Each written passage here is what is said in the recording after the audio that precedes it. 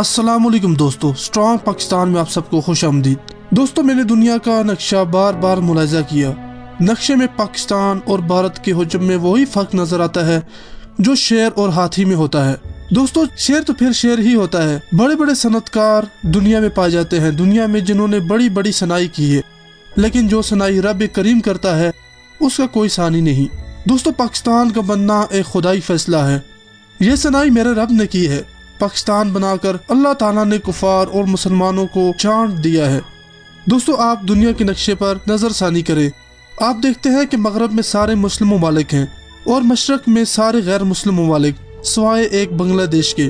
दोस्तों, फ़र्ज़ करें कि अगर पाकिस्तान का वजूद ना होता तो नाउज़ुबिल्लाह भारत डायरेक्ट अफगानिस्तान और ईरान को टच करता, जो मेरे रब को कतहन मंजूर नहीं। दोस्तों, अकेला शेर पाकिस्तान यहूद हनूद के आगे सीना ताने खड़ा है। भारत, पाकिस्तान, ईरान एक ही साहिली पट्टी पर वाक़ है। यही पट्टी ईरान से आगे निकलकर ऊपर की तरफ यू की शक्ल में टर्न करती हुई पाकिस्तान के बिल्कुल सामने आकर पानी की एक वसी खलीज बनाती है। इस पट्टी पर सिर्फ इस्लामी ममालिक ही वाक़ हैं जिनको खलीज ममालिक कहा जाता है, जबकि भारत के हिस्से में इसी साहिली पट्टी का हिस्सा होने के बावजूद खुला समंदर आता है। कोई भी मुसलमान मुल्क भारत को टच नहीं करता। क्या ये मेरे रब की सनाई नहीं? और तुम अपने रब की कौन कौन की नेमतों को जटलाओगे? दोस्तों, आप लोग अपने ईमान हाज़िर नाज़िर रख कर मुशाहिदा करें और मैं अपने कुछ मुशाहिदात आपकी नज़र करता हूँ। यहूद और हनूद दोनों ही अपनी मकारी और साजिश के लिए बहुत ज़्यादा मशहूर हैं। हिंदुओं में ब्राह्मण खुद को आला समझते हैं और बाकी इंसान बशमूल हिंदुओं तक को जलील, हत्ता के जानवरों से भी बदतर समझते हैं और इनको छूना तक हराम समझते हैं।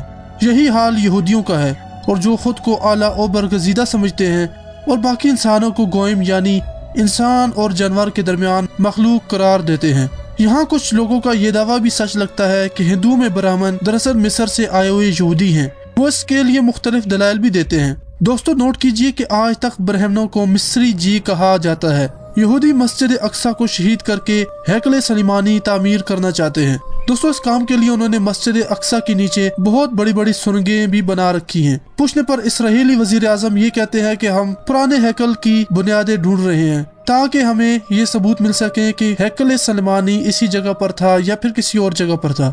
दोस्तों, मस्जिद अक्सा के नीचे बहुत ही बड़ी बड़ी सुरंगें उन्होंने बना रखी हैं। दोस्तों, दूसरी तरफ अगर देखा जाए तो हिंदू बाबरी मस्जिद को शहीद करके राम मंदिर बनाना चाहते हैं। उन्होंने बाबरी मस्जिद को शहीद कर दिया और राम मंदिर बनाने के लिए कोशिशें तेज कर दी। दोस्तों, हिंदुओं ने कश्मीर पर नाजायज कब्जा जमा रखा है और मुसलमानों का कत्लेआम कर रहे हैं, जबकि यहूदियों ने फलस्तीन पर नाजायज कब्जा जमा रखा है। अहले यहूद ने गाय का बिछड़ा बनाया था और उसके आगे सर झुकाते थे। हिंदू गाय को मुकद्दस समझते हैं और उसके आगे सर झुकाते हैं। दोस्तों, पाकिस्तान के मामले में इनकी मुमासलत और भी हैरत अंगेज हो जाती है। यहूदी ग्रेटर इसराइल बनाना चाहते हैं जिसमें शाम, मिस्र और फलस्तीन तक के इलाके शामिल हैं, और पाकिस्तान को सबसे बड़ी रुकावट ये यहूदी समझते हैं कि पाकिस्तान इन्हें ग्रेटर इसराइल बनाने नहीं देगा और पाकिस्तान इनकी राह में सबसे बड़ी रुकावट है। दोस्तों, दूसरी तरफ देखें तो हिंदू अखंड भारत बनाना चाहते हैं और पाकिस्तान ही को इसमें बड़ी रुकावट ख्याल करते हैं। कुछ लोग पाकिस्तान को मदीना के बाद दूसरी इस्लामी नजरियाती रियासत करार देते हैं। दोस्तों, ये दुरुस्त मान लिया जाए तब मामला मजीद दिलचस्प हो जाता है। मदीना को एक तरफ यहूदियों से खतरा था और दूसरी तरफ मक्का के मुशरिकों से। पाकिस्तान को भी एक तरफ यहूदियों से खतरा है यानी इसराइल की रियासत से, और दूसरी तरफ इन मुशरिकों यानी हिंदुओं से, जो मुशरिकीन की सबसे बड़ी रियासत है।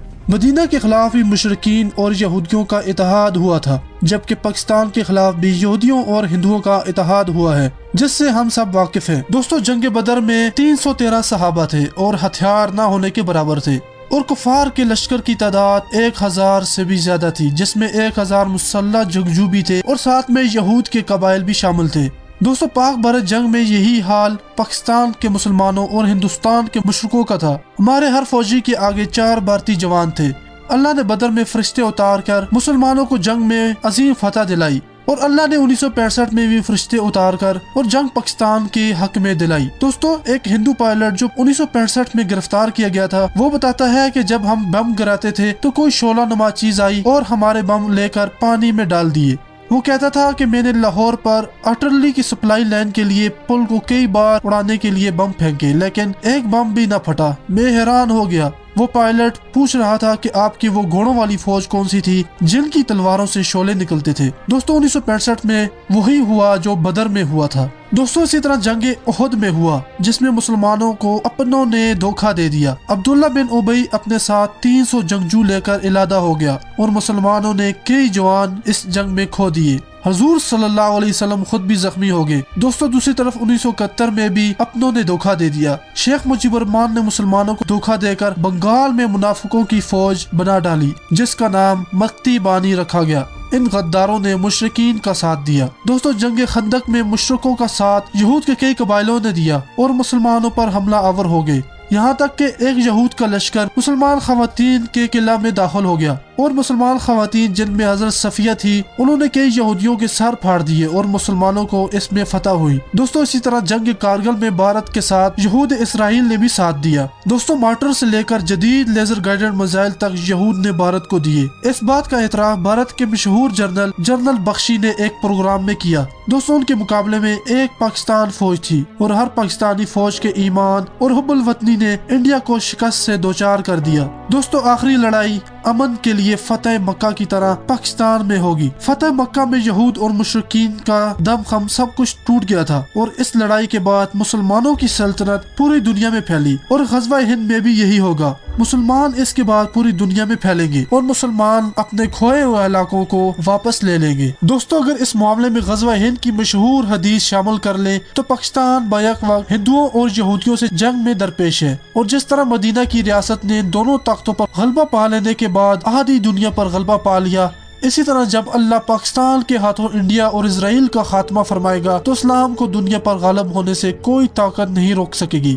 دوستو یاد رکھیے کہ غزوہ ہند والی حدیث پاکستان کے علاوہ اور کسی اسلامی ممالک پر پورا نہیں اترتی، کیونکہ پاکستان دنیا میں 56 اسلامی ممالک میں واحد وہ ملک ہے جس کی بیک وقت انڈیا اور اسرائیل دونوں سے دشمنی ہے۔ باقی اسلامی ملکوں کا معائنہ آپ کیجئے تو آپ کو پتا چلے گا ان ممالک میں ایک ملک بھی ایسا نہیں جو انڈیا کو اپنا دشمن سمجھتا ہو۔ پاکستان ہی کو اللہ نے بہادر پاک فوج، نہایت اعلیٰ نیوکلیئر میزائل پروگرام اور جذبہ جہاد سے سرشار مجاہدین کی بہت بڑی قوت سے لیس کر رکھا ہے۔ دوستو مجھے تو اس ساری صورتحال میں بہت سی باتیں عجیب و غریب اور دلچسپ لگتی ہیں۔ دوستو آپ کا کیا خیال ہے؟ آپ اپنی آراء سے مجھے آگاہ کیجئے۔ اگر آپ نے چینل کو سبسکرائب نہیں کیا تو چینل کو سبسکرائب کر کے نوٹیفیکیشن کو بھی آن کیجئے۔ انشاءاللہ اسی طرح کی اور ویڈیوز میں ہم ملیں گے۔ آپ کو یہ معلومات کیسی لگی آپ ضرور ہمیں آگاہ کیجئے۔ خدا حافظ۔